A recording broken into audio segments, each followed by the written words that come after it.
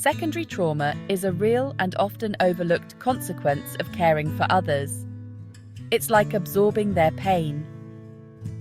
This is common among helping professionals. Think therapists, social workers, first responders.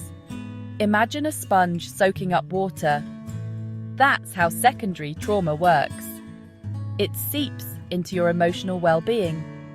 It's a natural response to repeated trauma. Recognizing this is the first step. Remember, you are not alone. Take proactive steps to protect your well-being. Secondary trauma can manifest in various ways, often sneaking up on you.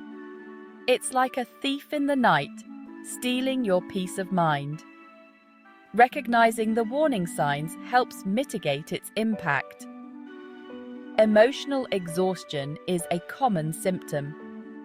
You might feel like you have nothing left to give. This can lead to cynicism and detachment. Intrusive thoughts and images are also telltale signs. Physical symptoms like headaches and insomnia are common. If you notice these symptoms, seek support. In the whirlwind of caring for others, it's easy to neglect our own needs. We pour ourselves into our work, often leaving little time for ourselves. Self-care is essential, especially when dealing with secondary trauma. Think of self-care as filling your own cup first. If your cup is empty, you have nothing to give. Prioritize your well-being to show up as your best self. Self-care looks different for everyone. Discover what brings you joy and renewal. Make self-care a non-negotiable part of your routine. Setting boundaries is crucial for maintaining emotional well-being.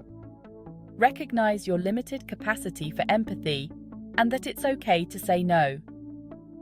Boundaries are like fences around your emotional garden. They create a safe space for you to recharge. Setting boundaries is an act of self-preservation.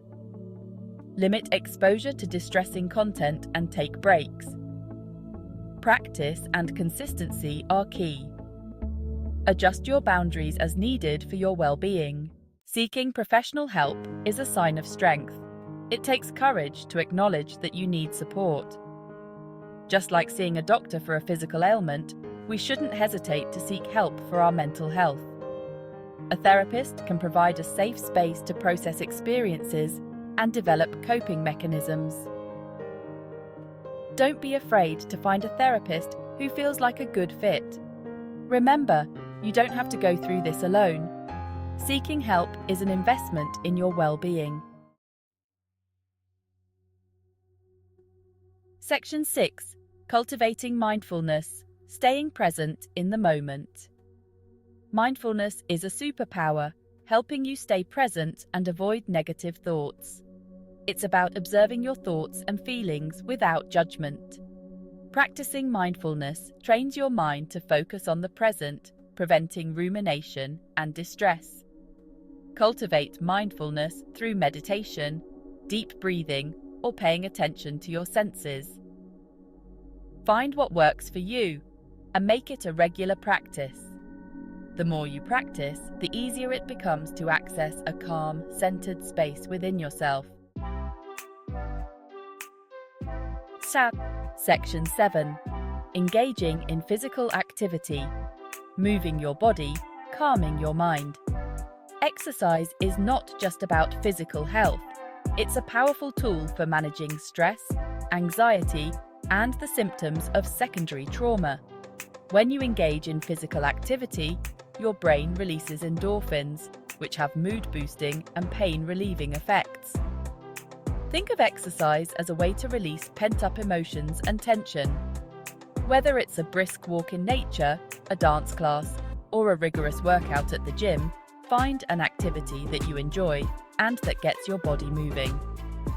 Exercise doesn't have to be strenuous to be beneficial.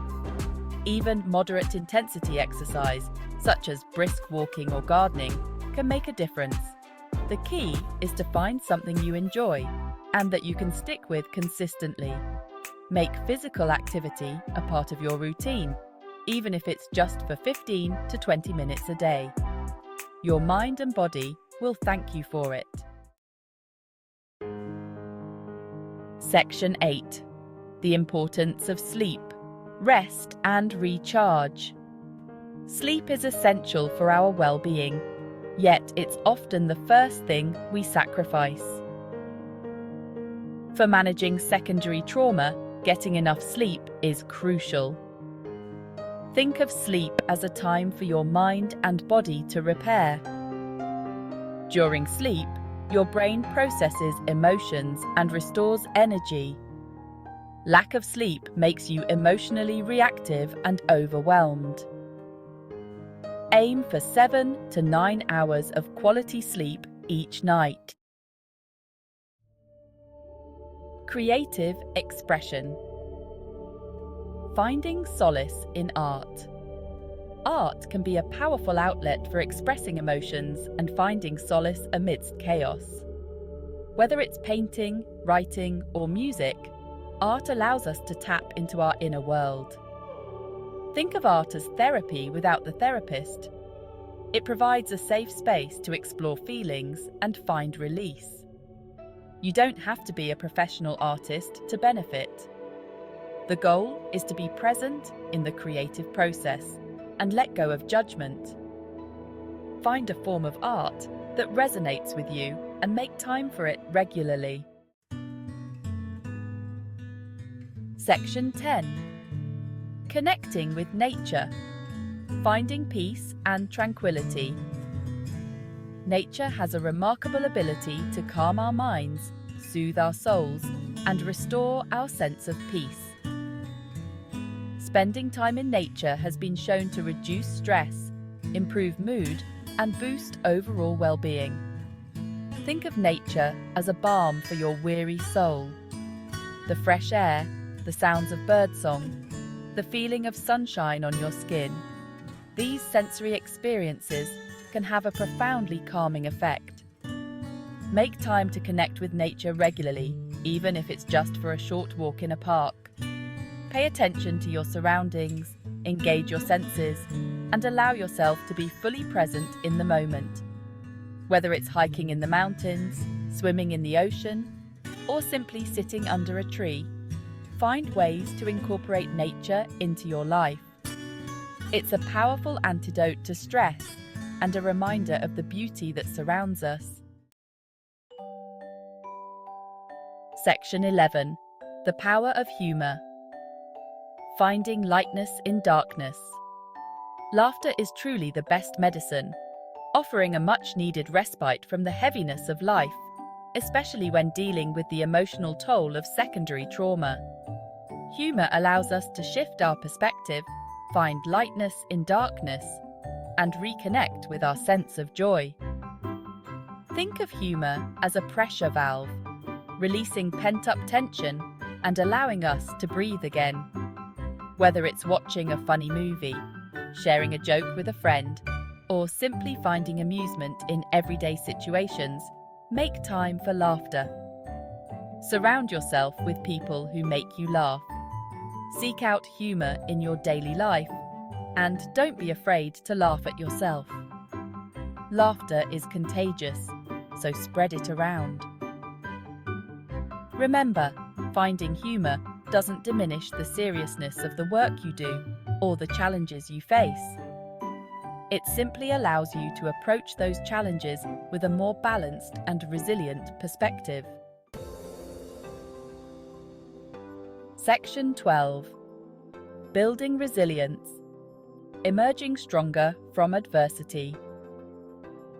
Resilience is the ability to bounce back from adversity, to adapt to challenging situations, and to emerge stronger from difficult experiences.